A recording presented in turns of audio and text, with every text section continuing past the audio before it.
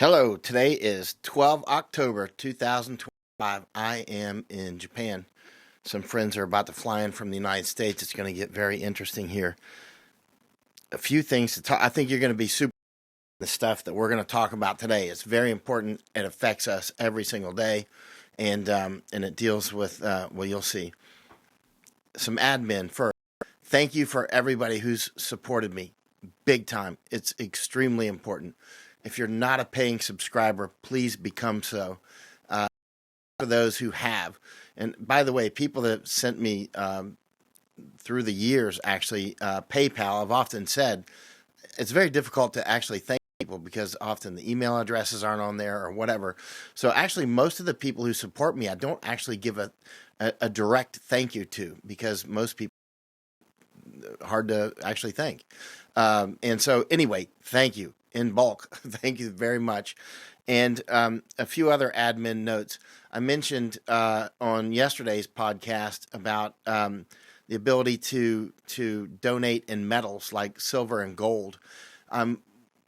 Figure out the best way to do this. For instance, you can email me if you're interested in doing that at my Proton mail, which is at the bottom of the video page here, and you can see my email address is michael.yan@protonmail.com. And so if you're interested in that, one way would just be to FedEx, because people FedEx gold and whatnot all the time, and DHL, they do it all the time, and it's insured. That's not a problem. That's actually quite simple. And there's other people that might want to do it like account to account within, like maybe they have a metals account at some place like, I don't know, Miles Franklin or something is a name that I hear all the time. One of those places, Dakota or one of those, and if I had an account there, maybe they would just do a lateral transfer. So, I mean, I'm up for that. If you're really serious about doing any actual metals donations, I'll set up the mechanism to do it. Speaking of which, I've got some of the mechanisms there, like PayPal and Venmo and Cash App, and send checks in the mail, and what else? There's quite a few others. But if there's others that you would want, tell me what they are. Like you can wire transfer those. That information's at the bottom of the page as well. All those ways are available. But if there's other ways that I don't have up there, I'll put them up because I need something to operate. I need the gas, right? And cash is gas, right? And I greatly need it. And so, checks. A lot of people have sent checks over the years, and there's an easier way to do this, actually. Instead of mailing them, you can actually just write a check and photograph the front and the back of the check and email it to me. You can email me the check, just photograph it, and then I can actually endorse that and deposit it directly into the account.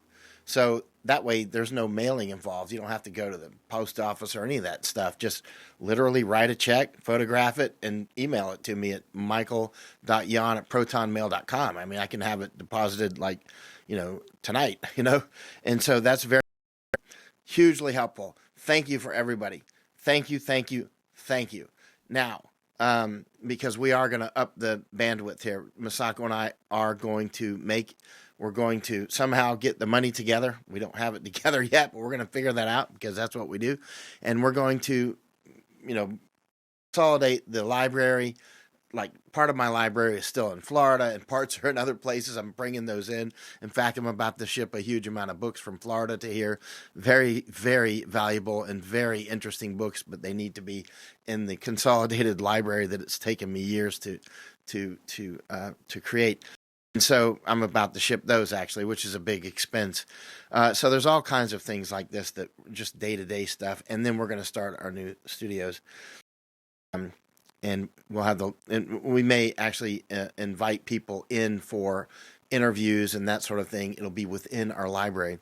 But let's get down to what's going on today. Let's talk about information war. I think this will be the most interesting information war item that I've ever made a video about or published. And I think it might be one of the more interesting ones that you'll ever see. And it's about atrocity porn, right?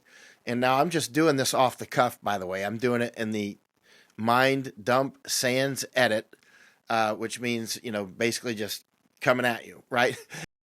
No forethought, no lesson plan, just years of experience actually doing these things.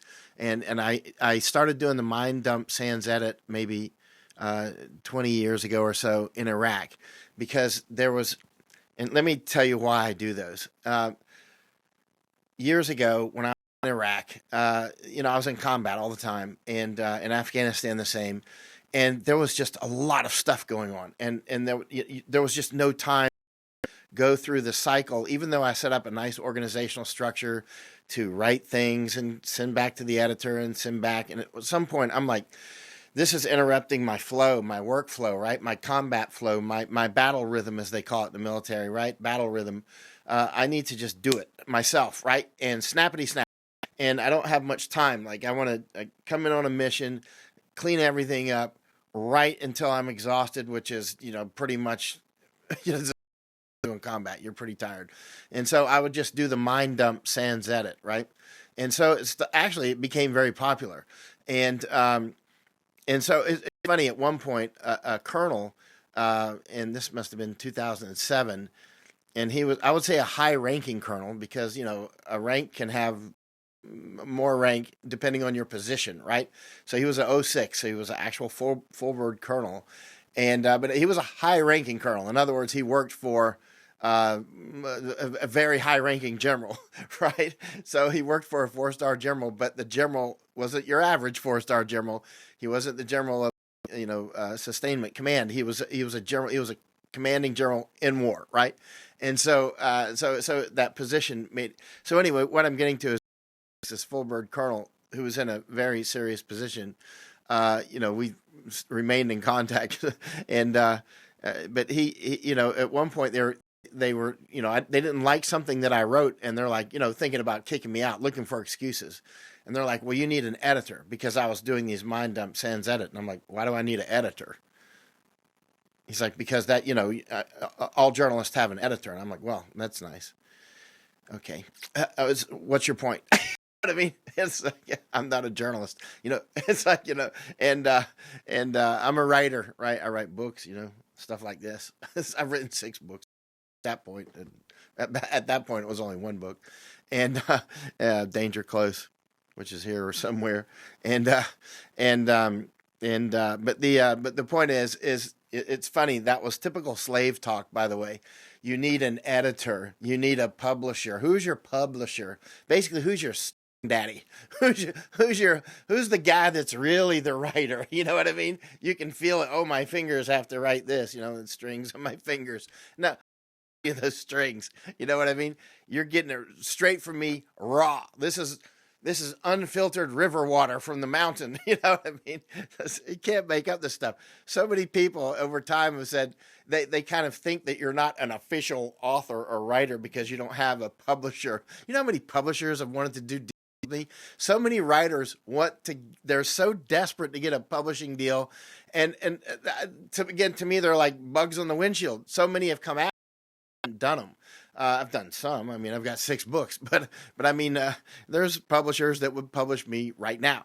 But the point is I am actually independent. I don't want for publishers or editors. And I've used editors. I've hired editors, but for the most point, I and then I started in Thailand. I was doing the mind dump sans edits. And, and I ended up flying around with the prime minister and all this stuff. And I ended up writing the 2 last pages of his book and titled his book, The Simple Truth. You know what I mean? So, I mean, I didn't need an editor to do all that stuff. And editors sometimes it can be very helpful, but I don't use them very often. It's pretty rare, actually. When was the last time I used an editor? I don't know. I mean, I don't even edit my own work sometimes. That's why I say mind dump sans edit. I don't mean mind dump sans editor. I mean, I'm like literally flow of consciousness and send, right? That's what I'm doing, because then I'm off to the next thing, right? We got a lot of stuff going on. Now let's talk about the main event. Information war. Specifically, atrocity porn or atrocity propaganda. I'm going to read you this whole thing before this is over. And this is fascinating when I tell you about it. But let me talk about the reasons that atrocity porn, or I call it atrocity porn. Some people call it atrocity porn, and like Israel, they pump out so much atrocity porn. They're not the only ones, but I mean, it's just in the news a lot. It's like hitting my screen constantly with the Israeli atrocity. But there are plenty of others that do it. The Chinese, I've been all over China researching this, and I mean, these books were written partially about my trips through China. They're only in Japanese, but this is all about atrocity porn. These old books. I mean, I can talk about atrocity porn for till the cows come home, and so because that is one of the most important weapons in information war, right? My shikwasa. This is vitamin C juice from Okinawa. Anyway, so here we go. Atrocity porn. It's nothing new. Like these books, I have so many books like this. This is the Indian horrors. So they're trying to make the Indians, or we are, my ancestors, trying to make the Indians look bad so we can take their land. Bottom line, Gaza. I mean, it's not like the Israelis invented this. You know what I mean? Not at all. The Catholics have been doing it for a long, long time. We could talk about that for hours, too. You wouldn't believe the books I've got written by Catholics, actually, talking about how they do it. I think I got one in the stack. This one, these books are amazing. You can find that book online and buy it. Buy all kinds of books like this. The Oatman Girls and all that stuff. You can buy it, just screenshot it and buy it. I'll hold it up for like 10 seconds. And just screenshot it and look it online. And you'll find all kinds of other ones just like this. It's not the only one. There are a lot like this, right? So it'll help you to understand what's happening in the information war. And one of the reasons I like to buy old books too is sometimes you find people's old letters in here and stuff, and a lot of times they're actually helpful. They'll be like notes. He who finds this book, go to page so and so. It's really pretty wild. This book is from was this 1854? I don't remember. Anyway, it's somebody's written about it here, February 19th, 1927. Neither for sale or loan. Well, that's not how that worked out. I mean, I bought it, but that's 1927, somebody's handwritten note. Neither for sale nor for loan. But the book itself, was it 1854? Anyway, but it goes through there and it talks. Oh, let me read. We're going to really get into some stuff that I think you're going to find fascinating. This is just a warm-up. We're limbering up before jumping into the arena here. So this book is, what year is it? It is, why is the year missing? Anyway. Alrighty, anyway, so let's go.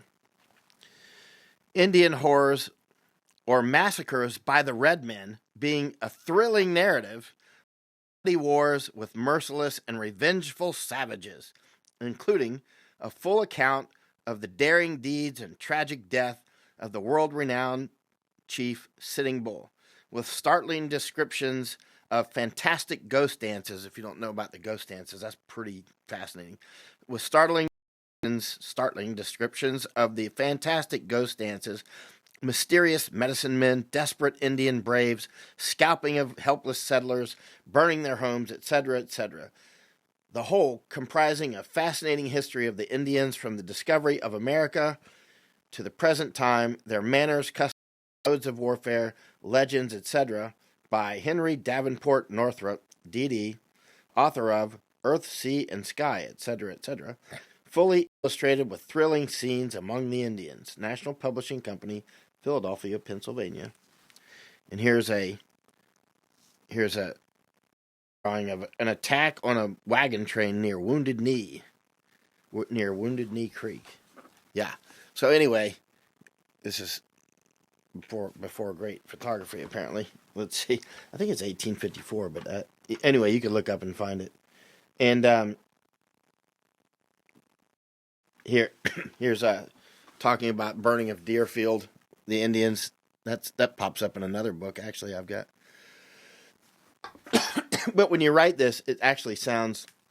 A lot of it's just atrocity porn, and as you can tell by the way it's written, it's just like some making stuff up. I'm not saying Indians didn't do atrocities, but we were taking their stuff, and we were killing in large numbers.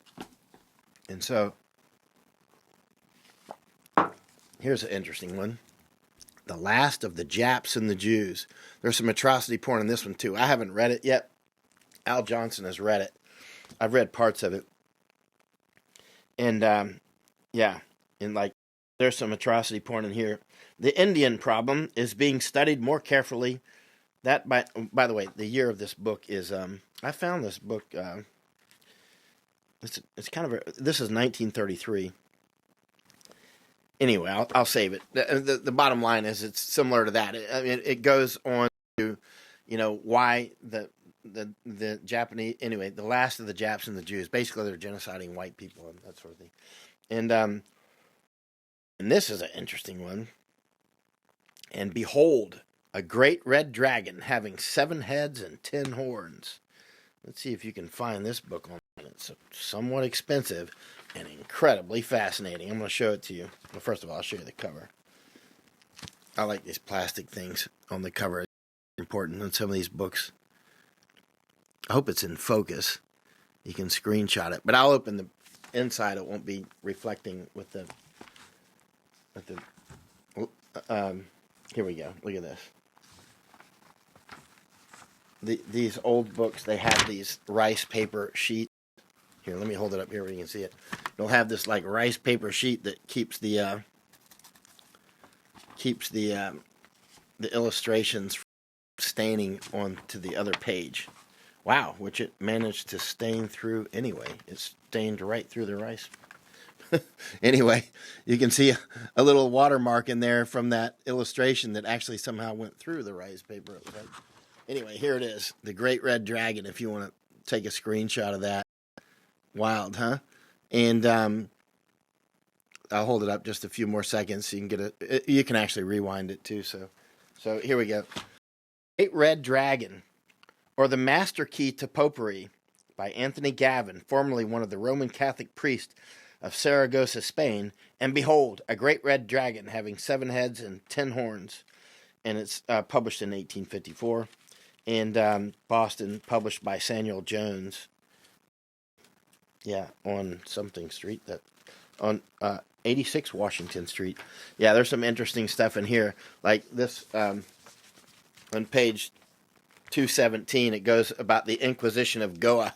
Oh man, we're talking about the Inquisition in Goa, India. I've got quite a lot on that. The Jesuits were burning Indians alive, man. And this he's laying it out basically what the Catholics were doing. So it's not just like it's only a Jew thing or something. You know what I mean? Catholics were hardcore doing the same stuff.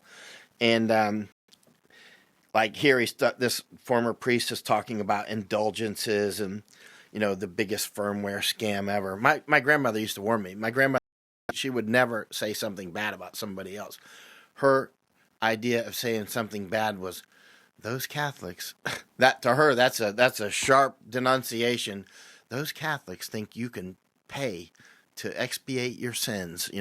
Those Catholics think that the way my grandmother talked, that was a sharp rebuke. It's just like, they think you can pay your way into heaven, but you can't do that, Michael. You'll never be able to. If you have all the money in the world, you will not be able to pay for one sin. You have to be good or act good when nobody's looking. That was my grandmother. And then as I grew older, and I'm like, now I understand what she's saying. These indulgences that you can basically get fiat. You can make, the Catholic Church will print you these fiat credits with God so that, you don't burn in hell, because they threaten you with terrorism. Basically the storytelling terrorism. You're going to burn in hell for the sins that you've done, unless you give us some money. So here, give us some money. We'll give you a blood chit, so you don't, okay, here you go. Here's your fiat. You don't have to go to hell now. So here's the prices, by the way. He's got some prices in here. He said, and according, hold on, this is going to be interesting, but wait till we get to this. That's fascinating. You're going to love that one. But he goes into here, according to a book called The Tax of the Sacred Roman Chancery, in which are contained the exact sums to be levied for a pardon of each particular sin, we find some of the fees to be thus. In other words, this is how much you're going to have to pay for these crimes. Wait till you hear these crimes. Robbing a church, $2.25. So you can rob a church for $2.25 and get away with it. Think about that one, man. So, all right. So I can just go rob that church and pay $2.25. And there you go. Simony. What's simony? S-I-M-O-N-Y. What is that? Simony. Simony. What is simony? That's one of the things about these old books. Sometimes, I don't know. That's why I have a bunch of old dictionaries, by the way. If you're going to read old books, you have to have old dictionaries. So that's part of and I have old maps, right? So if you're going to read old books, if you're going to have a proper architecture of your library, I have incredible old maps. I have incredible old map and old dictionary because, depending on what year frame you're reading, you just take those dictionaries and put them on the table because, you're going to be jumping into them. And also weights and measures, which I have a whole bunch of books on weights and measures. So it depends on the year frame and who you're talking about. Anyway, I digress. That's my habit. I'm sorry. All right. So Simon, whatever that means, $2.25. Perjury, forgery, and lying, $2. Wow. Robbery, $3. Burning a house, $2.75. Eating meat in Lent, $2.70. So you can burn a house or eat meat on Lent for the same price. Killing a layman, $1.75. Wait a minute. Let's read that one again. Killing a layman, $1.75. But striking a priest is $2.75. So it's $1 more to hit a priest than to kill a layman. Hold on. You got to screenshot this. If you find this book, it's pretty good, but but actually, expensive books. I see these books are like $80,000 or something. Ain't no way I'm buying that. But you can go to archives.org, and you can download the PDFs and take them to Kinko's and get these printed out for $20. But I like these old ones because then I know it's likely to be altered, and I often find stuff in them that's handwritten notes and letters stashed in them, and it's much less likely that they've been rewritten in the digits. But let me hold this up to you because this book is again, this is a fascinating book. This is about basically how the Catholic Church is doing basically what people claim the Jews are doing, which they both do. And there's others that do it too. They got a monopoly on this stuff, but basically huge wealth accrued by the Catholic Church, and it's laying out how they did it. I mean, it is unbelievable stuff. But so this is on page 263 of that book. 263. So 263 has got the price schedule. Page 263 of the book. The Red Dragon. All right, so let's get back to the price schedule. This is fascinating. So killing a layman is only $1.75. Striking a priest, $2.75. Procuring an abortion, $1.50. This is 1854. And excommunicated, $3. Priest to keep a concubine, $2.25. Ravishing or deflowering a virgin, $2. Wait a minute, ravishing? They're talking about rape, I think. Actually, I would need to look it up in an old book to make sure, in an old dictionary to make sure that, because you have to check the connotation from that time. Murder mother, sister, brother, or wife, $2.50. What if the father's a layman? Then you could get a discount and do it for $1.75. So I mean, you can't make up this stuff. And okay, okay. So the murder of a father, mother, sister, brother, or wife, $2.50. None for frequent fornication, meaning the nun, the ones that wear the habits. None for frequent fornication in or out of the nunnery, $5. Wait, it's like multiples more expensive to sleep with a nun than it is to like kill the nun or to do all kinds of stuff. You can do all kinds of murders. You can do multiple homicides for the price of sleeping with one nun. And here's another one: marrying on a day of forbidden. On a marriage day forbidden. Guess the price of that. Guess the price of getting married on a forbidden day. You know, because sleeping with a nun's $5, killing a layman's only $1.75. Simony, what is simony? Simony, and that's $2. And robbing a church, $2.20. But marrying on a day forbidden, the highest price of all, $10. All incest, rapes, adultery, and fornication committed by a priest with his relations, nuns, married women, virgins, and his concubines. Wait a minute. And his concubines, the joint pardon of all his whores at the same time, $10. Absolution of all crimes together, $12. In other words, the priest can get a bulk discount for all of his whores, his concubines, that's the words they use, and himself. Everybody, like bulk, $12. I wonder how many ounces of gold that was, or silver. And it goes on and on and on. You can see why I read these old books. In addition to just learning a lot of stuff, it's pure entertainment. I mean, learning is fun. So here's another one on Indian horrors. Yeah, to take their land, we have to make people hate them, because often greed is not quite enough. Because good people won't do it. Really good people are not going to do it just for greed. You have to hate them, right? Because really good people, like a good Christian person, a real honest Christian person, there is no way he's going to go kill the Indians because there's a gold mine there. He's going to do everything he can to negotiate with him and everything else. But a really good person, there is no way he's going to do that, right? But if you make him out to be a rapist and a murderer and all that sort of stuff, oh yeah, you get a million Christians all lined up and they'll do it, right? Because that's different. Now you've got to, clean the land, so to speak. And so one of the things that's very important about atrocity porn is what your immediate goal with atrocity porn is to create hatred, right? Because hatred is the actual gasoline that you need for the war, for the combat, right? You need hatred, right? Hatred is very valuable for generalized combat.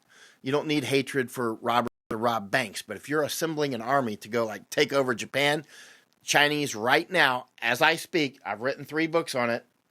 I've written these 3. The Chinese are creating massive hatred against Japanese, and I've been over to China looking at it quite a lot, and I wrote one dispatch you can find, or I've written those 3 books. I mean, but they're in Japanese. But I've written a dispatch in English called "The Hate Farm." If you look up my name in The Hate Farm, you can read it. And I think that's the title. But you should read it, and it goes in detail and some of the things I saw in China. But it's that hatred. Remember, hatred has 2 components: anger and disgust. You have to create anger and disgust, right?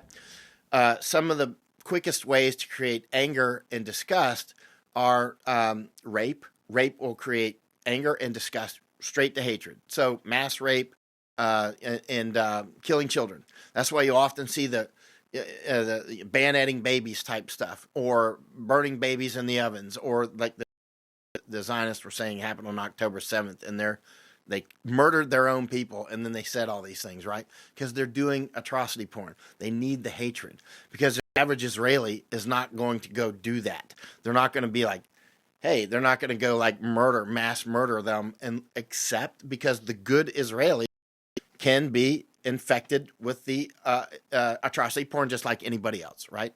I wonder how many of those terror strikes in Israel are actually done by the Mossad. I don't know, but because we saw the October 7th, that was a clear intelligence operation.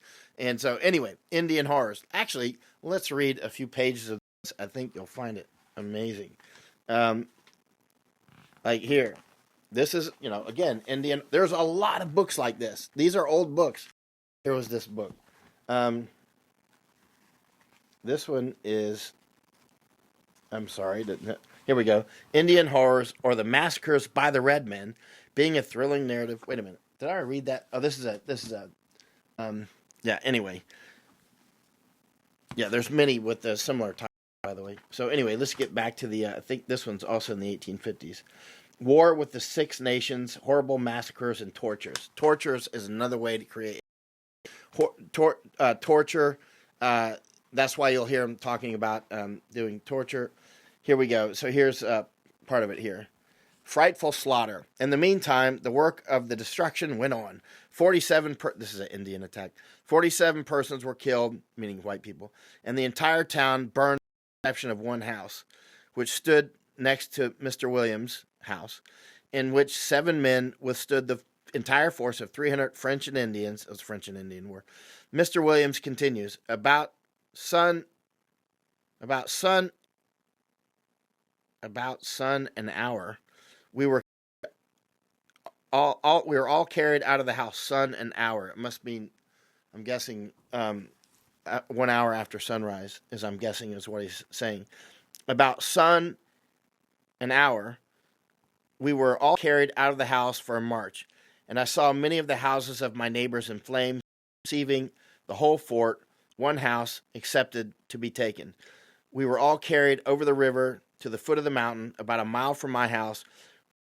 We found a great number of our neighbors, men, women, and children, to the number of 119, of whom were afterward murdered by the way, and 2 starved to death near Coos, Coos, wherever that is, near Coos, in a time of great scarcity or famine, the savages. When we came to the foot of our mountain, they took away our shoes and gave us Indian shoes to prepare us for our journey. At this point, a few English who had escaped and a few from Hatfield attacked the Indians and pressed them hard, so much so that the leader sent a command to have the captives slain. So that's the French leader. So sending a command to have the captives slain. Luckily, however, the messenger was killed on the way. How does he know that? Here we go with this. They now commenced a journey of 300 miles through the trackless, consuming 40 days in its accomplishment. There we go, 40 days. And boughs of trees formed the only beds of women, enceinte. Well, that's French, right? Or Spanish. Enceinte. It means pregnant. It must be French. I don't know. Boughs of trees formed the only beds of women, enceinte, and the only resting place of little children. The latter were in general treated well, the little children, probably because they desired to obtain ransom for them. Actually, a lot of times Indians took the children and raised them. At the first time, and kept them, they became Indians. At the first time, that meant some of the Indians became intoxicated, and in their fury killed Mr. Williams's Negro man. Apparently killed a slave of Mr. Williams. Death brings release. On the second day's march, and it goes on and on and on. Yeah, it's just one thing after another. Boon in the hands of the savages. A painful ordeal. On the move. And it goes on and on and on. It's constantly making the Indians look like the devil. Want to take their land. So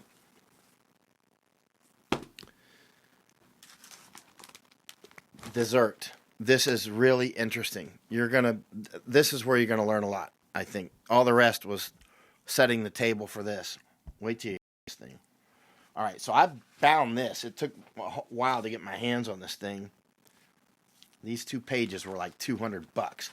I wanted the originals because I wanted to see if there was anything written on the back of them. And when you're doing my kind of research, believe it or not, that can be helpful. And anyway, so because I was looking for clues on some of the, there's something about this document. When I read it, you'll see.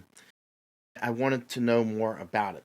Like, what's the purpose of this document that I'm going to read to you? But here, when I bought it, this is the page description that came with it. Book description. Okay, book. It's 2 pages, right? It's 2 pages. And book Nazi book review. The rules of atrocity propaganda. So it's the rules of atrocity propaganda is the name of this. This is a 2-page book. So this is written in the form of a book review for these 2 pages. So almost as much written in book review as it. All right, I'll be quiet and read it. Okay, book description, Nazi book review, the rules of atrocity, printed roughly 1938 or 1939. So they're not actually sure who published this or when it was published. At the Falcon Press in Hamburg. They think it's those guys. So it's 11 by 8 inches. So there it is. And these are original negative photographs of the front and back of the original 2-page publication. So this is a photograph of the original, according to this. And it looks like it when I received them. This was part of a large collection from the Library of Congress and was sent to the library in 1946. Source unknown. Now, when I took it out of here and looked on the back, it said that's what it said. I'll show you. And so that they received it in 1946. Source unknown. Source unknown. That's interesting. This is in very good condition and rare. Rare, and it says plus plus. And Masako just came in. Hey, Masako, let's see. What is this? Let's see.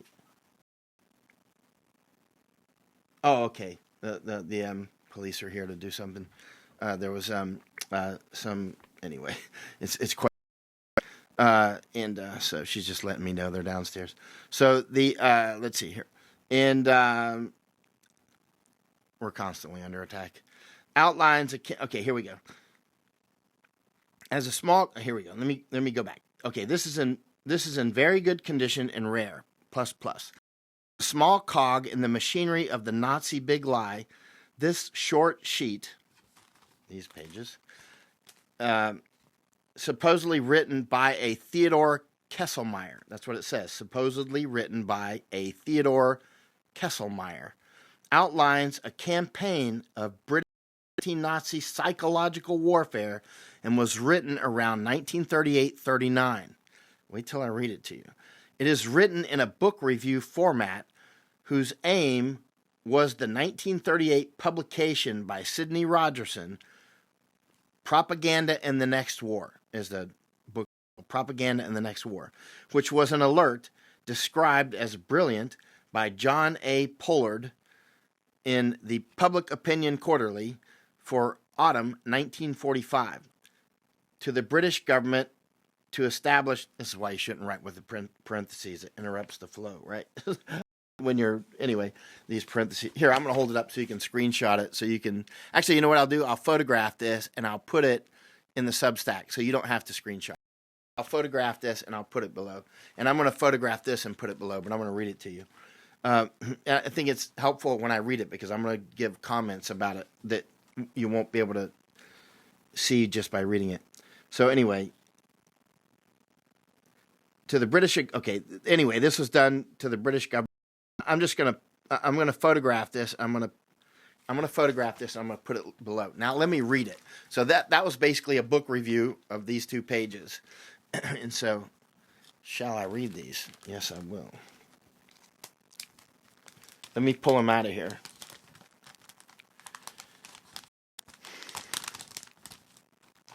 And I'll show you what's on the back. They're stapled together. Those old staples, you can see it was stapled and unstapled several times. I'm guessing people made copies of it or something and restapled it.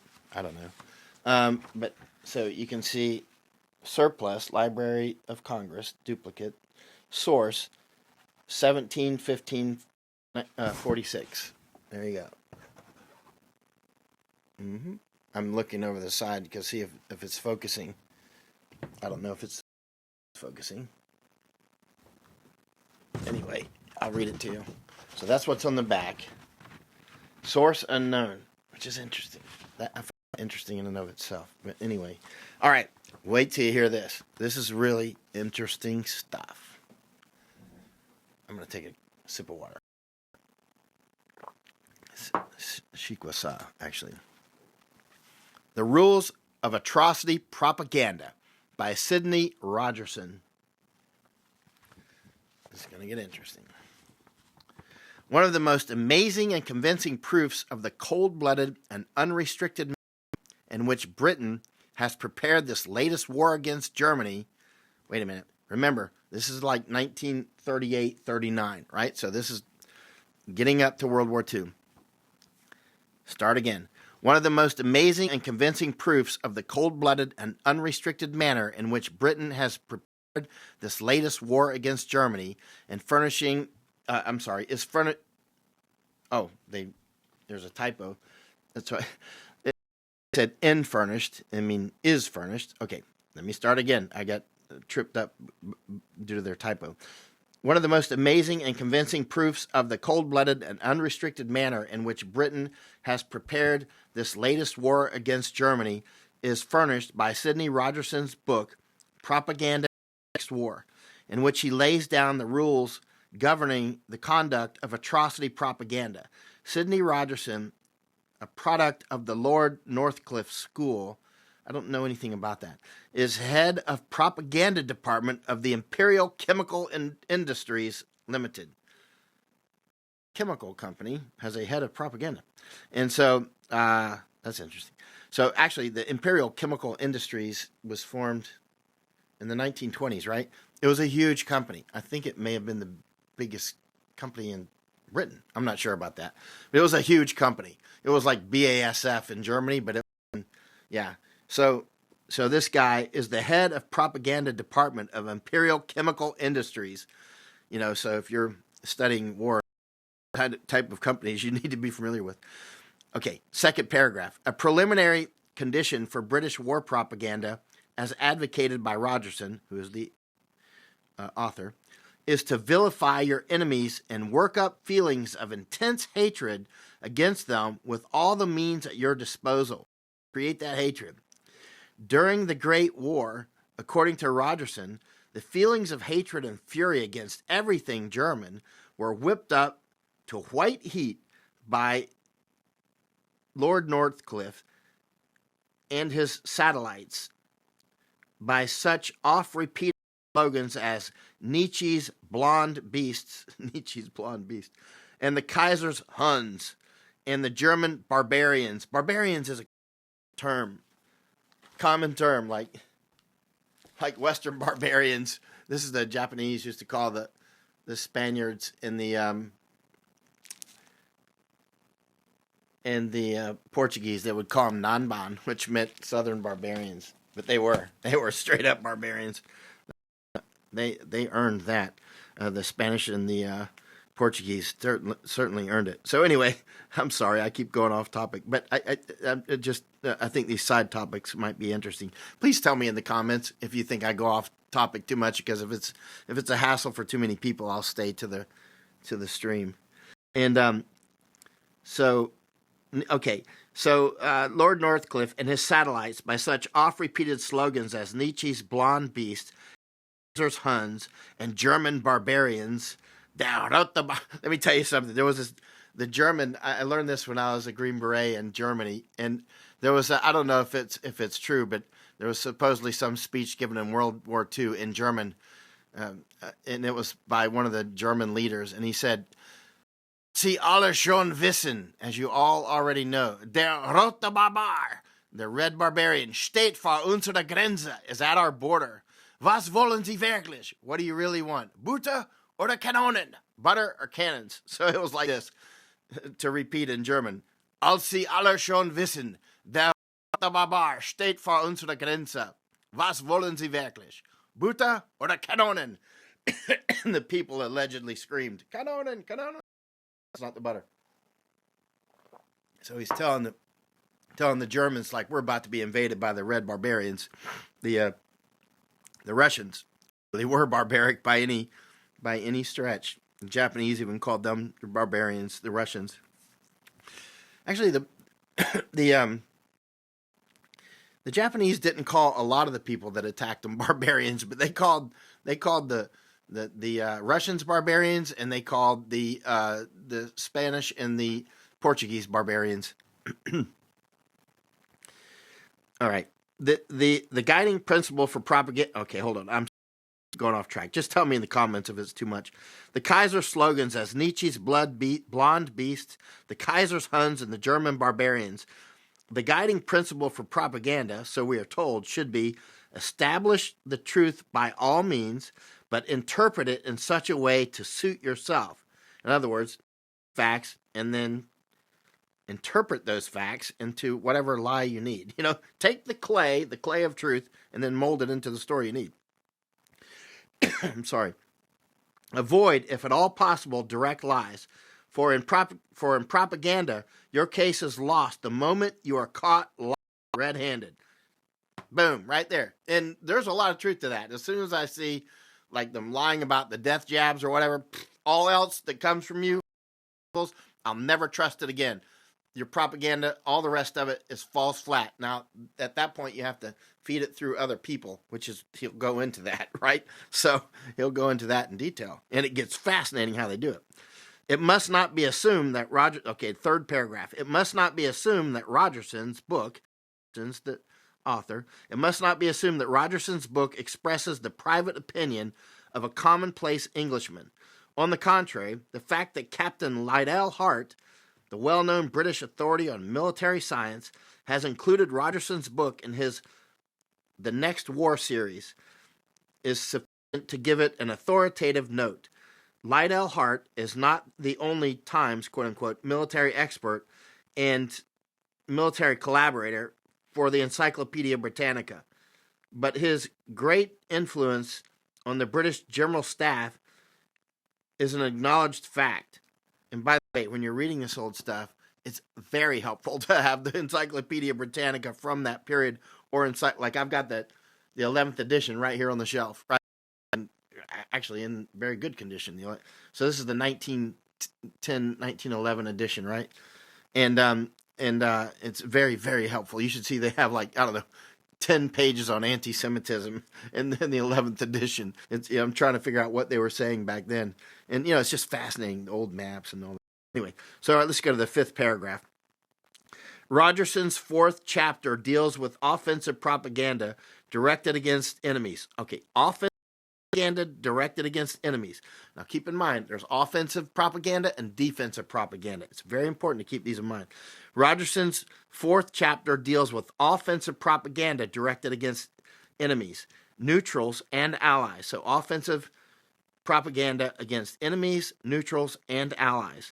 Germany, Italy, and Japan are quoted as the enemies, and the author admits somewhat reluctantly that the position in Germany today is somewhat different to that of 1914.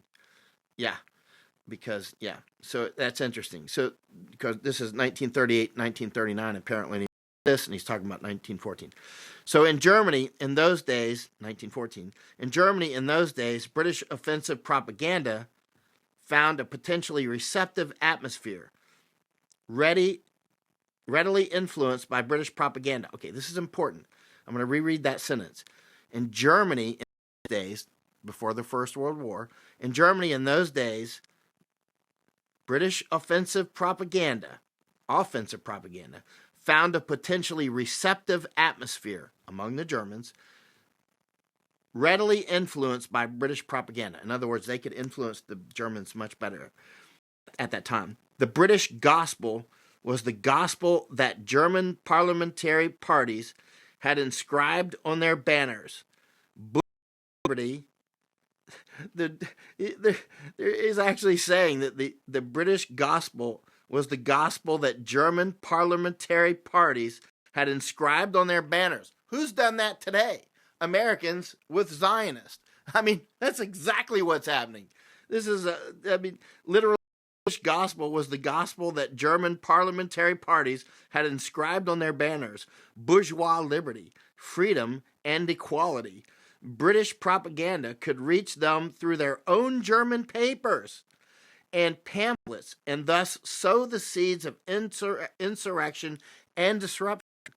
Let me repeat: British propaganda could reach them through their own German papers and pamphlets, and thus sow the seeds of insurrection and disruption.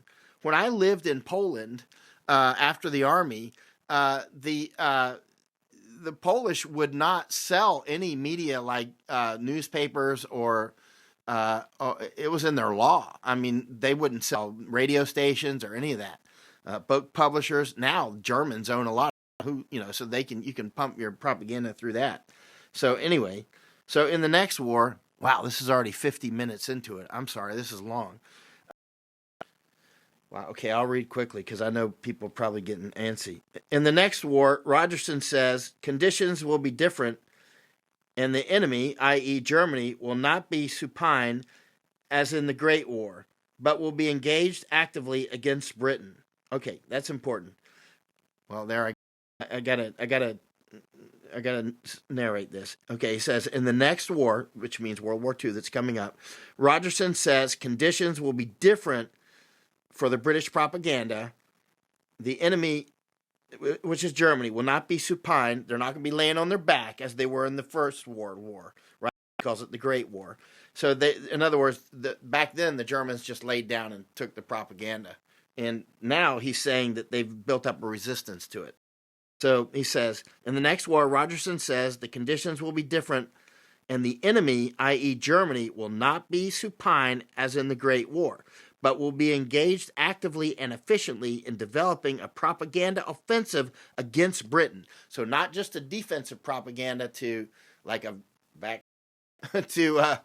to mitigate the incoming offensive. Let's say if you're German, there's going to be the defensive propaganda, which is to mitigate the incoming weapons, and then there's the offensive going back to hit the British. So that's what they're talking about. So this is important to understand. This is artillery battle with and airstrikes and missiles with information. It's very important. And today he says the German regime.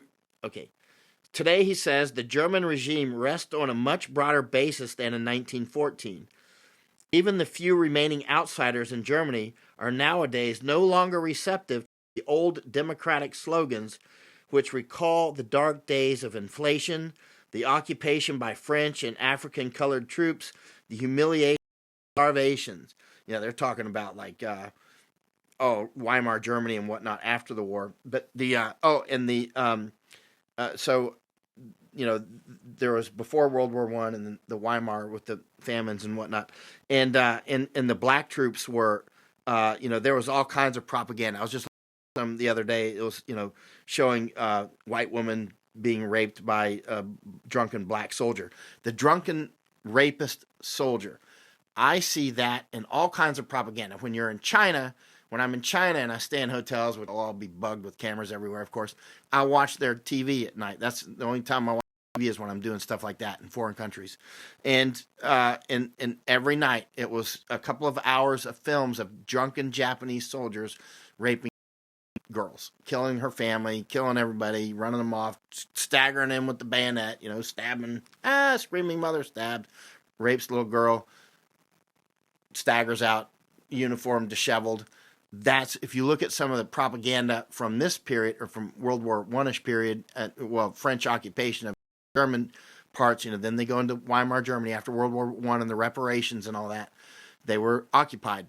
And so there was the same propaganda. I don't know how much truth there is to it. There might be a lot of truth to it. I don't know. But it's used as propaganda. Whether it's truth or lies, it's going to be used as propaganda. You don't want to give your enemies.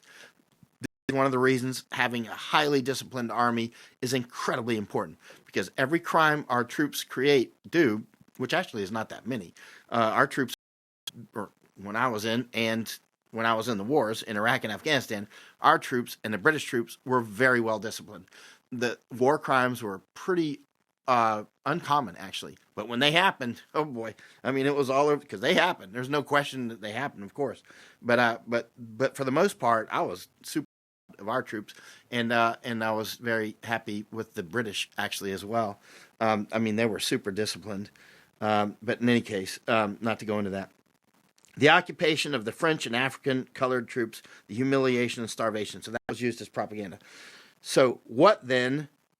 What paragraph is this? 1, 2, 4. It's about the 6th paragraph. What then are we to do? Asked Rogerson. Therefore, airborne propaganda, whether by aeroplane, they actually spell it aeroplane the old way. So they're talking about dropping it out from airplanes. Whether by airplane or radio, looks to be the only obvious means of distributing objective news. Objective news.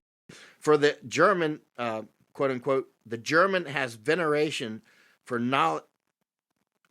The German has a veneration for knowledge, concerned at all times to appear well informed.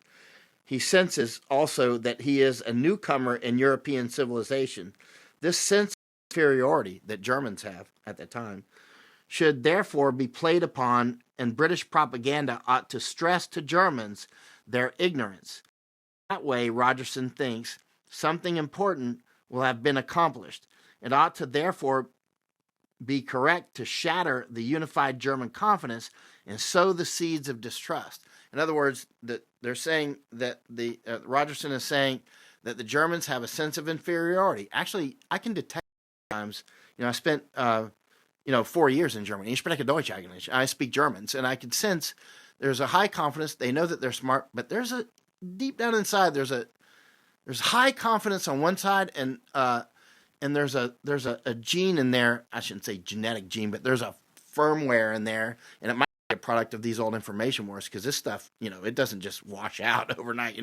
There's a stain left behind by it, and because it'll propagate like seeds, new generations. The information does the same thing, right? And so, but I can sense it sometimes. The Germans have a slight inferiority complex, while knowing that they are very capable people. So it's quite interesting, isn't it?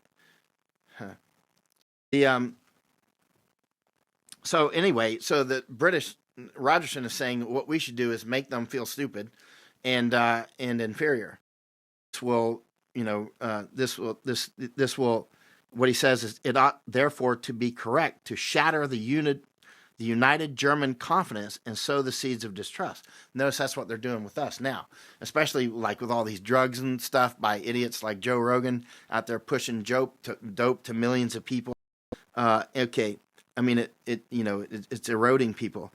British offensive propaganda. Okay, now he's going into British offensive propaganda. Another paragraph. British offensive propaganda. So Rogerson tells us, the author, should also be directed in radio broadcasts to neutral countries.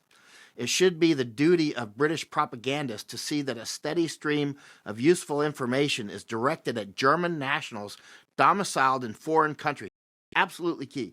So, German nationals, okay, in other words, you got to hit the Germans that are living overseas, right? This is super important. And so let me repeat that. It should be the duty of British propagandists to see that a steady stream of useful information is directed at German nationals domiciled in foreign countries, and that facilities are tacitly accorded to them to relay the gist of this in their letters home to their country folk. That last sentence is very important. So let me say that, the last part again. German nationals domiciled in foreign countries, and that facilities are tacitly accorded to them.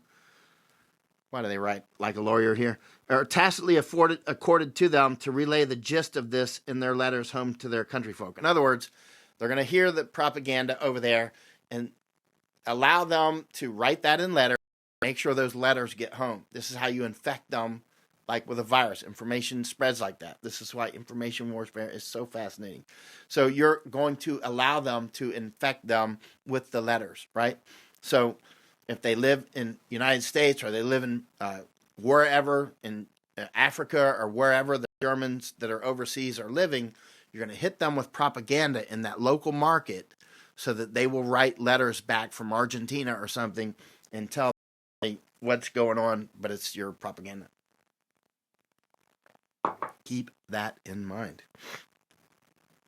Keep that in mind when you read English language papers overseas, like, Bangkok Post, right? Seriously, it's in English, right? And similarly, new paragraph, similarly, we are told every effort should be made to reach disaffected intellectuals and others in Germany by having news or pamphlets posted to them inside the German frontiers. So within Germany, hitting the intellectuals because they're thought leaders, of course. As regards Italy, and then we're going to get to Japan soon. This is fascinating. As regards Italy, Rogerson declares, I'm sorry, when I move the microphone back and forth, some people might have to change their volume. I'll be cognizant of that. As regards Italy, Rogerson declares with British impudence that British arguments will find a responsive hearing in that country. The old traditional feeling of friendship for Great Britain that Italians have might constitute a valuable basis for British agitation against the Deuce. That's against the leader at that time okay, I was making sure that's still running. So in other words, the British are like, they like us, so against them. That's exactly what it's saying. As regards Italy, Rogerson declares with typical British impudence that British arguments, British arrogance, for those, I have a lot of people that English is not their first language, so sometimes I'll define words. Impudence means like arrogance. Okay. As regards Italy, Rogerson declares with typical British impudence, arrogance, that British arguments will find a responsive hearing in that country. The old traditional feeling of friendship for Great Britain might constitute a valuable basis for British agitation against the Deuce. Intense trouble ought to be stirred up in the Trentino. That's up near the northern Italy by the Austrian border. I've been there. It's a super nice place. So they're saying anyway, there's reasons why you would do that. Intense trouble ought to be stirred up in the Trentino, in Libya, and in the Empire of Abyssinia. Abyssinia is Ethiopia. So because that was one of the Italian where they had Italian population there. So they should stir it up in Trentino, in Libya, and in the Empire of Abyssinia, which is Ethiopia, in that. Thereby shaking the Italians' confidence in himself and his leaders, and causing unrest in the lands where Italians rule over the people. So in other words, hit their colonies with information war. Obvious play. And let them make sure they get their letters home. So you're going to hit those colonies, and you're going to make sure their letters get home. As regards Japan, it should be the first duty of Britain to attempt by propaganda to foment sedition in Formosa, which is Taiwan at the time, Taiwan now, sedition in Formosa, Korea, and Manchuria, and North China here. Now keep in mind, in Korea at the time, Korea was part of Japan as much as Texas is a part of the United States. And I've said that before, like 10 years ago, many times, and people would go, oh, you don't know anything about Korea and Texas and all that if you think that they're the same. And I'm telling you, it's very similar. 100%. Do the real research and you'll see it's extremely similar. Korea was annexed with agreement. Anyway, Korea was definitely part of Japan, and Korean soldiers were then Japanese citizens, actually became generals in the Japanese military. I mean, they were running the prison war camps that our people were in, largely by Koreans. And the Koreans were more cruel than the Japanese, which hurt the Japanese later, big time, because they're wearing your uniform. They might be Korean Japanese. They were Japanese. They're wearing your uniform. If we put somebody in an American uniform and they commit crimes, it's our responsibility, right? And we take responsibility for anybody we put in our uniform. So as regards Japan, it should be the first duty of Britain to attempt by propaganda to foment sedition, which was also part of Japan at the time. So Formosa was part of Japan, and in Korea, which was part of Japan, and Manchuria, which is war, and Manchuria, and North China. Here, next sentence. Here, comma, only the aeroplane and pamphlet and the word of mouth methods of seditious propaganda would be suitable. So you got to air dump it, radio, or spread rumors. So, and as regards to the neutrals, according to Rogerson, that's the author, they must be engaged on Britain's side if possible. At all costs, they must be prevented from going over to the enemy. The allies of Britain must at all costs be kept to scratch. Kept to scratch means like up to standard. That's old British talk. So let me repeat that. This is very important. Think Charlie Kirk. Okay, here we go. As regards to the neutrals, according to Rogerson, they must be engaged on Britain's side if possible. But at all cost, they must be prevented from going over to the enemy. The allies of Britain must at all costs be kept up to standard, up to scratch, right? And if you're not, bam, they're going to go to war with you too, right? So, and instantly. The old 1914 war cry of save the world, quote, save the world for democracy has, however, lost its sting, says Rogerson. So, 30 years later, 24 years later, people aren't paying attention to that. So the old 1914 war cry of save the world for democracy has, however, now lost its sting, says Rogerson, for democracy has been challenged and is now on defensive. Germany and Italy, he adds, are constructive as well as repressive, with ideas of their own to put forward. Even if the next war is billed as a fight between democracy and dictatorship, you heard that before? Even if the next war is billed as a fight between democracy and dictatorship, war alliances, according to Rogerson, will only spring from the hope of a common material advantages, routes, and resources. So war, that's important. Even if the next war is billed as a fight between democracy and dictatorship, war alliances will only spring from the hope of common material advantage. Alliances, material advantage. Alliances, material advantage. Routes and resources, right? The propaganda, therefore, he says, the facts made to fit the British case. Britain would most certainly represent the struggle in the propaganda towards France, the USA, and parts of the British Empire as democracy and freedom versus dictatorship and persecution. But in propaganda, it was extremely difficult to avoid the contradiction and maintain the necessary uniformity in all directions. What Rogerson asks,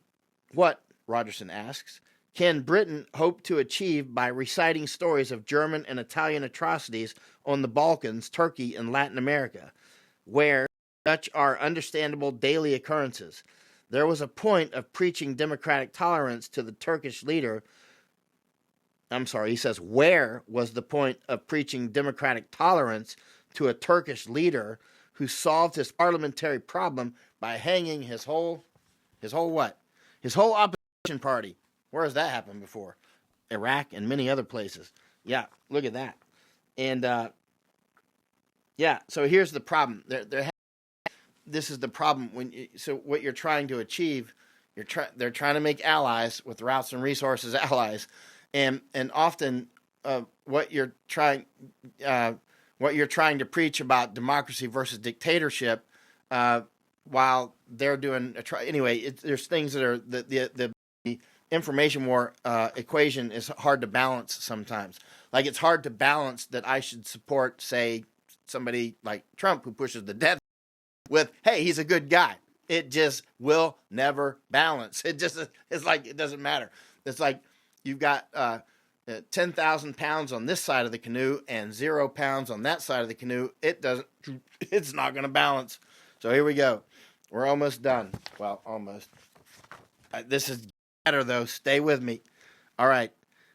Because this will make you more resilient against these onslaughts.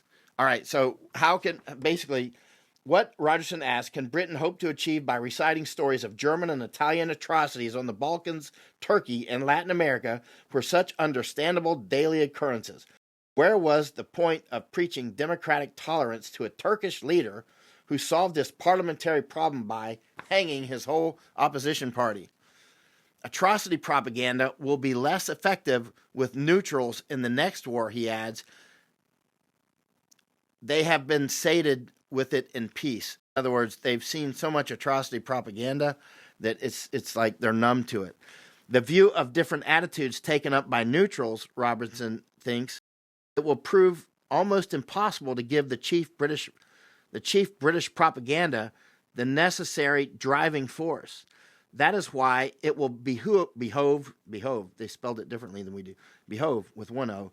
That is why it will behove Britain to manufacture, maybe that means Britain, you know how those British people talk. Maybe that is why it will behoove Britain to manufacture what she can and press it everywhere where British propagandists will have no easy task, for the amount of available material will have to be remolded in order to produce something effective and convincing. Yet during the Great War, British propagandists had proved that they were capable of this task and past masters of the trade. And the British are very good at propaganda. They're top notch. But Japan, for all the great things Japan does, Japan is the worst propaganda people on earth. China, very good. Britain, very good. United States, very good, and now we're using it against ourselves. United States is very good, and unfortunately, we're destroying ourselves with it. We're basically poured gas on ourselves, and others are doing it for us as well. Like Zionists are very good as well at propaganda. Rogerson and Russians are very good, actually. I think the reason Japanese aren't very good at it is because their cultural firmware leans a lot more towards honesty, and that is very dishonorable for them to do these tactics. So anyway, Rogerson is very hopeful of the part that British influence can exercise in neutral countries. He believes the press in democratic countries adjoining Germany will print copious quotations from British offensive propaganda and allow it to trickle into Germany. Film propaganda, he says, should look to the USA for supplies. So when you want film propaganda, you look to the USA, which they did. They had, they were heavily influencing Hollywood. Film propaganda, as were the Germans. Film propaganda, he says, should look to the USA for supplies. Germany had some advantage there because the second biggest market for American films at this time, it doesn't say it here, but I wrote about this like 10 years ago. The Man in the High Castle is the name of the dispatch. You can find it online. The Man in the High Castle by Michael Jan. You can see what I wrote. But Germany was the second biggest market for film, Hollywood films. So that gave, just like China is a huge market now for Hollywood films. So that's what gave Germany the Nazi censors, a lot of influence in Hollywood. Meanwhile, the British, of course, like, hey, we need some influence. They're probably shooting each other. And I wonder how many of the spy versus spy stuff actually happened in places like Hollywood where, some 007 killed some other 007 that were, trying to influence the ghost in the machine. So Rogerson is very hopeful that so it goes down to film propaganda, he says, should look to the USA for supplies, as that country largely controls the machinery of world film distribution. According to Rogerson, the USA must receive particular attention. The American people had progressed a long way since the Great War. This is getting super important for Americans. Wait till you read the rest of this. According to Rogerson, the USA must receive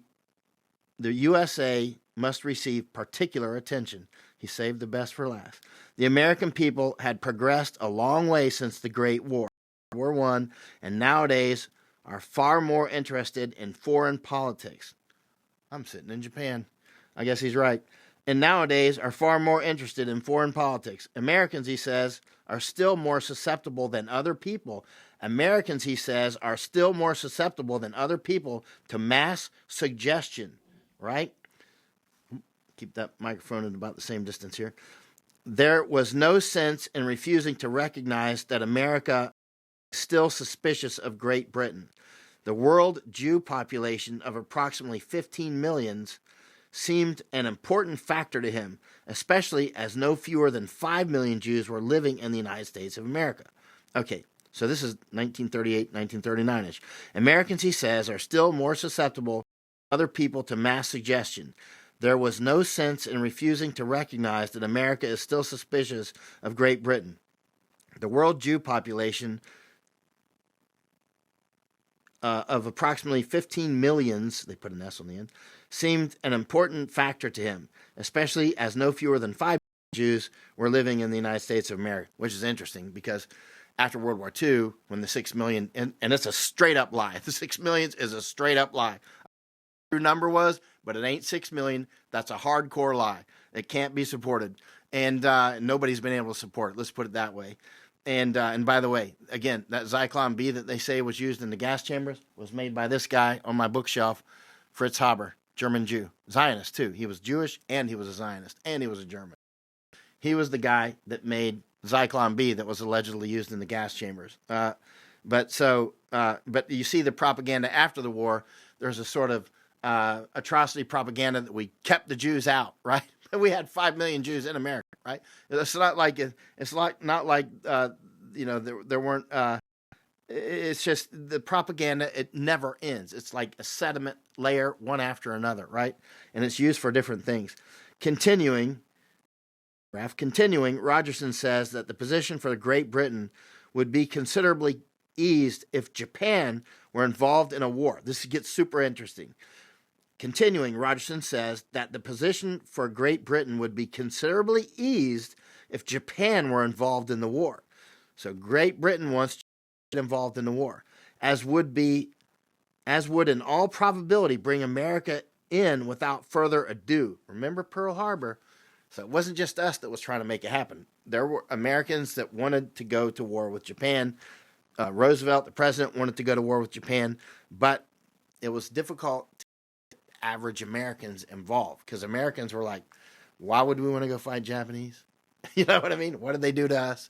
They were actually allies with Britain in the Great War. In World War I, Japanese were allies with Britain. And now, routes and resources, Britain's turning against.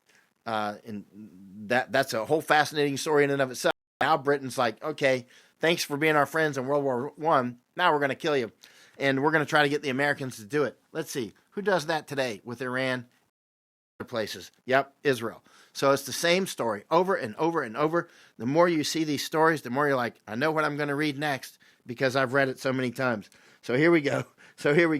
Continuing, Rogerson says that the position of Great Britain would be considerably eased if Japan were involved in war, and would in all probability bring America in without further ado. Naturally, it would have to be the task of the British propagandists to work for this goal. They got to get us at war using propaganda. I'm sorry. In the Great War, Rogerson tells us, it had been possible to whip up feelings in the USA against Germany and bring about America's entry into the war. Great Britain would, as before, send over to America. Wait to hear what comes next. Great Britain would, as before, send over to America her leading literary lights and other men with names well known in the United States to put the British point of view over the dinner table. Conversely, okay, this is super important. And then the next, okay, what I just said was Britain is saying, we're basically going to send you our best writers, our best authors and all that stuff. Send them to America, and so that they can basically parachute into America, by ship, or whatever, and come over and do propaganda. And because, they were increasingly keep those warm relations. And this is why the British used to reach out to me so much. And I spent so much. That's why Lady Camilla actually wanted to talk with me, and I talked with her and all this stuff. She told me she was going to give me a bottle of whiskey, which she never gave to me. Lady Camilla, you owe me a bottle of whiskey. I don't drink it, but I'll put it up here. And so if anyone has contact with Lady Camilla, please send her this and tell her, I remember when we were together and wherever we were, London, I think, and I think we were in a church or something. I don't remember. I was doing all kinds of stuff with the commander and stuff. But anyway, we were. They were trying to influence American media. was the number one military, say, blogger, or whatever you want to call it, in the Iraq and Afghan wars. That's why they were trying to influence me so much. That's why the others reached out to me so much, right? I got to see this firsthand, right? Because I was dominating the coverage of the Iraq and Afghan wars, right? Look online, check what I'm saying. It's a fact. So I got a front row seat to this when they're trying to influence me, and Israel trying to influence me, Britain trying to influence me, Washington. I'm running around with big time Zionists like what's his name? Deputy Secretary of Defense. Oh, what's his name? Anyway, I went to dinner with him, and he took me to the Australian embassy. They're reaching all these people. So I got a front row seat to this stuff, right? I'm like, wow, what's going on here? Because, I basically was out cannibal hunting, and then a couple of friends were killed in the war, and I end up in the wars. And the next thing you know, I got millions, and Bruce Willis is reaching out, wants to do a movie. Why did Bruce Willis want to do a movie, right? Why did suddenly all these actors start reaching out like Gary Sinise, right? I didn't realize at the time, and I was like, Bruce Willis wanted to do a movie about my life, actually. And I said, no, you should do it about Eric Carilla. Who then ended up becoming a jab pusher and the commander. Incredible commander, though. Super intelligent and super courageous. But all these people were reaching out to me. Like, that's why you can look up Willis and you'll see us talking on TV together and stuff like that, right? I didn't know that at the time. It was dawning on me because I'm not naive, but I'd never been exposed to this, right? So at first I'm like, what's going on? Next thing you know, it got bigger and bigger, right? And so, but they were trying to influence me to influence Americans. And also I had big readership globally. You should see where the traffic was coming from, all over Europe and all this stuff, right? And so, so I got a front row seat to this. And so the information from that point on, I knew it was important. I realized it was very important. I was a Green Beret and I'd studied these things. But then a big piece on the chessboard for those wars, right? And after that, not so much. But during those wars, big. And then I did the same thing in Thailand, right? And then I did the same thing here in Japan for a spell. I'm not doing it now, but I was very well known in Japan for a while for the work that I was doing, and Thailand, which you didn't see that. A lot of people wondering why I disappeared for 10 years, but I didn't disappear. I was doing same stuff over in Thailand, right? That's why I wrote the last 2 pages of the Prime Minister's book, right? And I titled his book in Thailand. So what I'm getting to is, I'm not just reading this stuff. How do you think the president of Panama started saying, we got to close the Darien Gap? Hello.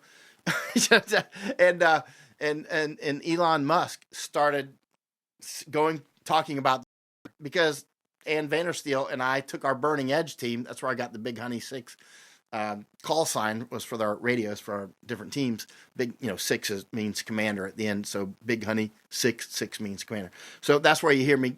People call me Big Honey 6 is because of that. So we took our teams down to SpaceX with the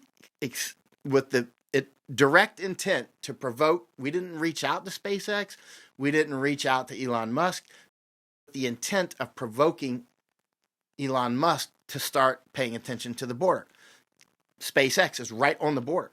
Those rockets launch. If one of the big ones blows up, you might literally kill Mexicans. You might see that in the news at some point where rocket explodes on launch pad and, some number of Mexicans killed in a hospital from, inhalation of whatever that thing's going to give off, right? This is really close to Mexico. So you've got aliens coming in from Mexico onto SpaceX property while aliens are preparing to go to Mars from SpaceX property. So I took the teams down there, and Vandersteel and I did. We took them down, and the next thing you know, there's Elon Musk. We also took the teams over to Colony Ridge, north of Houston. Next thing you know, all these lawsuits and stuff, and so you see how this happens. You see a lot of stuff that are our talking points, and you don't actually, you don't see Charlie Kirk when he came to Japan. He met with people in the Sunseto Party, friends with Masako, my wife, right? When you see Charlie Kirk talking about the migration in Japan, he was saying our talking points. I'm telling you what's happening behind the scenes in a way that I've never done before. When I saw Charlie Kirk talking about Japan, he just met with Sunseto. I'm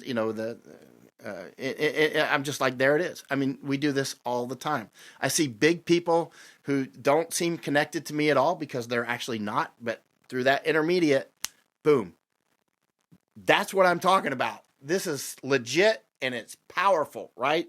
And by the way, your donations matter, right? If you don't think they matter, you don't really see what we're really doing behind the scenes. It's big, right?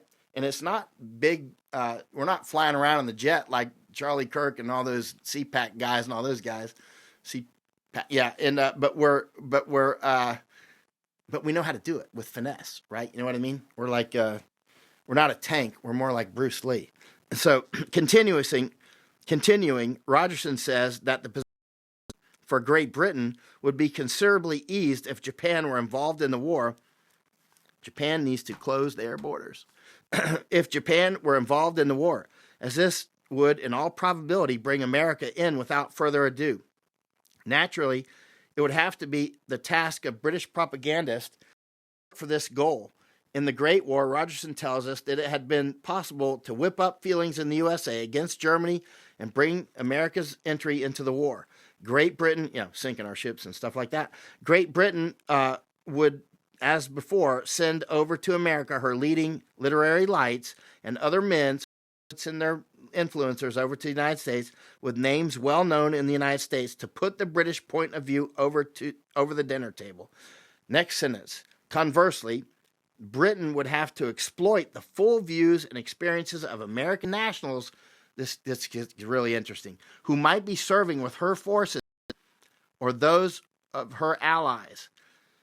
Much would be made of these American troops, Rogerson says. They would be decorated, signaled out for mention in dispatches and in the press, and their stories used as propaganda material to their people in the States. In other words, when our troops are over either in England or wherever, or they're with other troops that England wants us to be with, they will send their journalists over there to write good stuff about our troops so that people at home then will build that basis of political support so that our more likely to, and our civilian leadership is more likely to go, hey, we're getting great press over there. Our guys are doing a great time. They're super appreciated. Send 10,000 more. You know what I mean? In short, I mean, that's part of the game, right? Isn't that fascinating, right? You see how this works. So much should be said, much should be made of these American troops. In other words, lift them up. They should be decorated, signaled out for mention in dispatches in the press, and their stories used as propaganda material to their own people in the States. So British and whoever journalists, you might hire somebody else, obviously from a different country, so you got to cut out. You might hire Americans, but actually it's good if it's British. And then you get that in American press, and they're appreciated by the British. Yay, we love the British. Yeah. And, and we do get along great with the British. We get along great with the British because our mutual propaganda machines helped us along to get along. And then once we get to know British, we actually do like them first person to person. But the information war could have easily gone the other direction, right? And so American newspapers men and newsreel men in London ought to be pressed into the services of British propaganda. The latter, Rogerson emphasizes, ought to be supplied with a sufficient volume of pictorial horror use in one of the few great countries where atrocity propaganda will still be operative. When I was in the wars, U.S. military, Pentagon, let's say, and the British were constantly sending me photos asking me to publish, which you'll notice I wasn't doing. But all these other bloggers, the ones who went and sat with President Bush, remember, you just saw Posobiec and some of these other clowns go sit with Andy No. Misako and I were with him up in London, actually. Misako and I were with Posobiec on a show, actually, but a few years ago. But the point is that these guys were just with President people a few days ago, right? Now, back in 2007, the main bloggers from the United States were invited to go sit with Bush. And I politely as I could, because this was touchy, I did not go. I somehow managed to get my way out of it without offending half the universe. let's say the universe that would allow me access, right? You can see the delicate balance there. So, because I was in combat in Iraq at the time, and I did not want to sit with all those bloggers, but I didn't want to offend those bloggers because they were helping spread the words that I was writing, right? But I was independent. I didn't have an editor. I didn't have an editor that they could control. That's why they want an editor.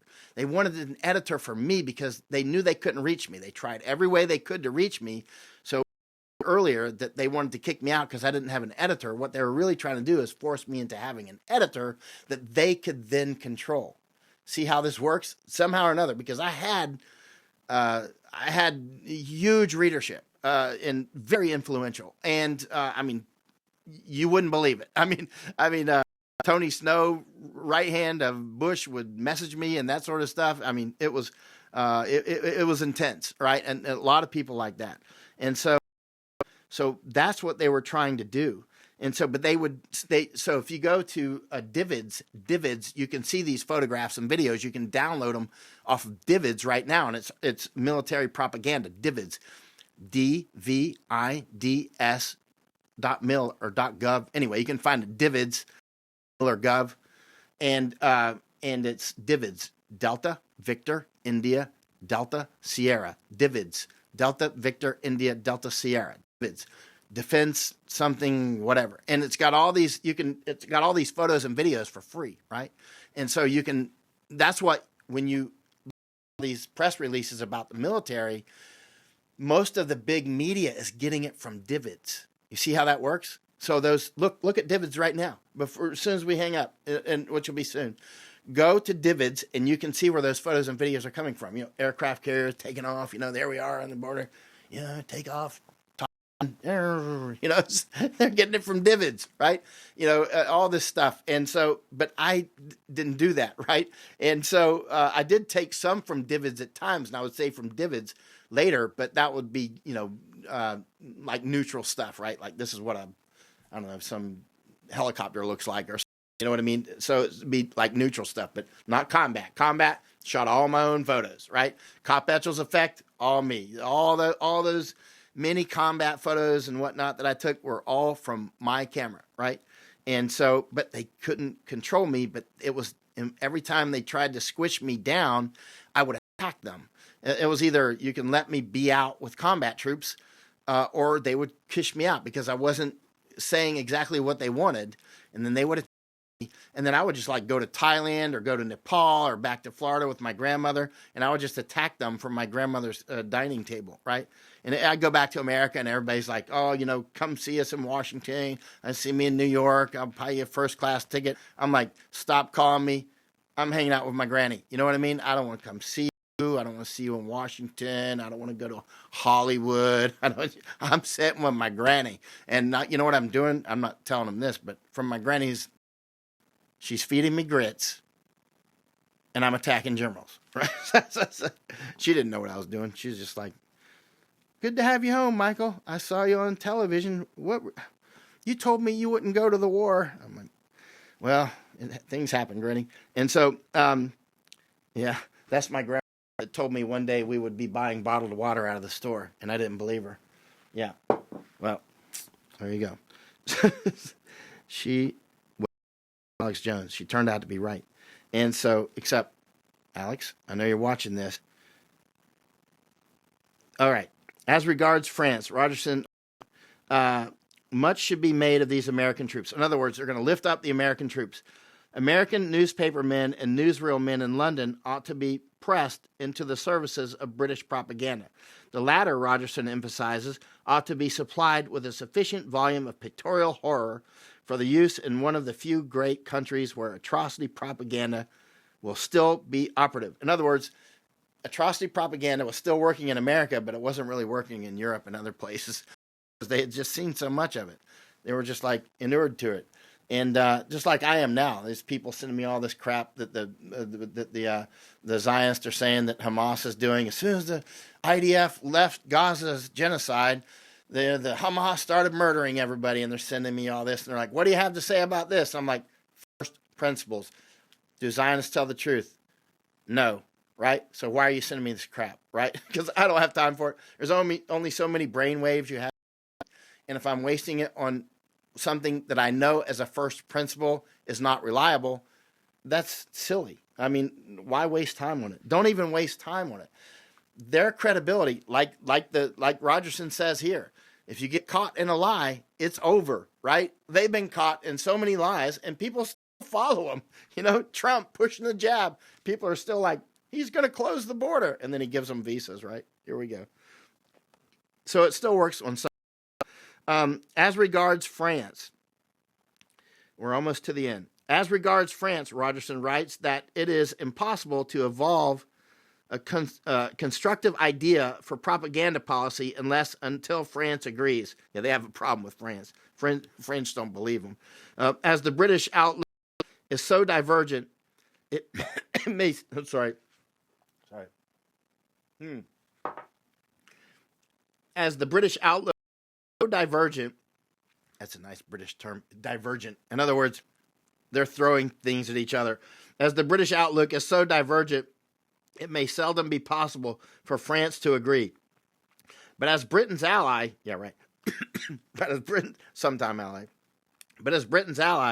Roger thinks it will be imperative to direct continuous propaganda to her in the nature of heart stimulant.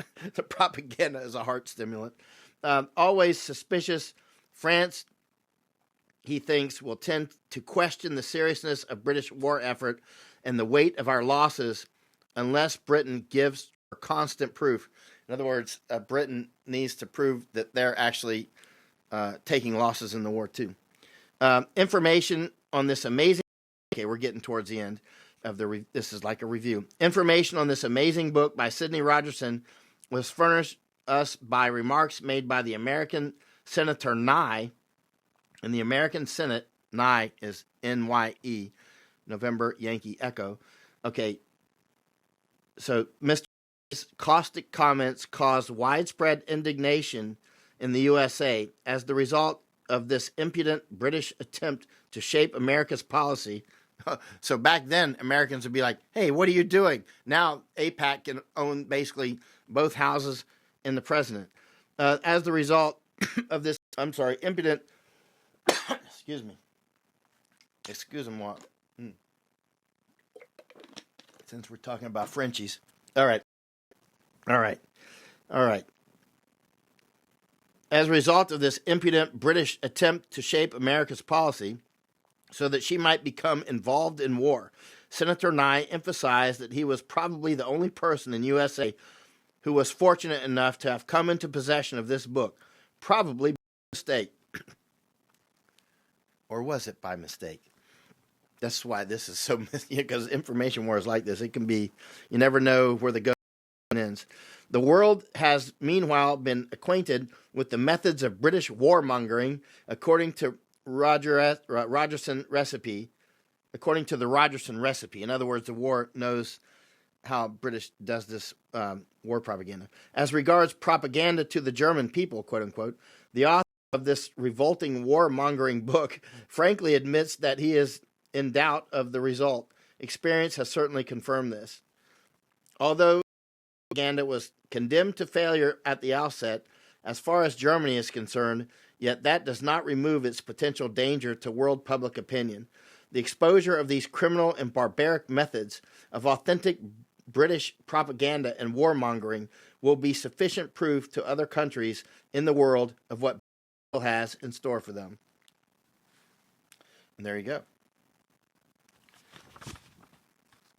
Thank you for your attention. Now, as you can imagine, you can see, oh, by the way, in Thailand, this isn't over. Britain still does this exactly, I mean, like right out of the book. Like, since when I was in the fighting in Thailand, I somehow came across that there was a company, a British company called Bell Pottinger, who was instigating a lot of the violence in Thailand. And anyway, I was very cautious on publishing that, and eventually I did once I was certain. And I published it. There wasn't much made of it, but if you web search my name in Bell Pottinger, you'll find when I published it. And so it was back during the fighting. Some time to ascertain that. But in any case, and at the time, kind of went under the water, but then Bell Pottinger got caught in South Africa. So you look up Bell Pottinger, Bell, like ring the bell, boom, Pottinger, Pottinger. You can then see how they got caught in South Africa, and they made this big apology and yada yada yada.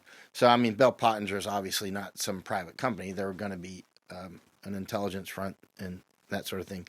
I've actually seen a lot more of this up front than it's. There's a reason why I take it so seriously. I take it very seriously, and it is a very serious matter. And Japan needs to get very serious. I know Japanese are watching this in the government. It's an incredibly serious matter that Japan develop an offensive and defensive information war strategy, and it needs it big time because it matters. And China is totally offensive information war. They don't even have to fund a defensive program against Japan because Japan's not doing anything offensive against China. Basically lobs information missiles into Japan, into Taiwan, into Thailand, into America, and China is very good at this.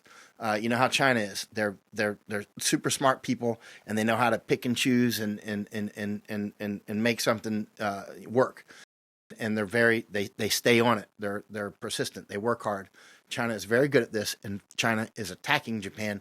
China is attacking the United States. China is taking Panama. I don't care what Trump says. He's lying again. I know what I'm seeing when I'm down there. I spent a year down there since Biden was installed in Panama.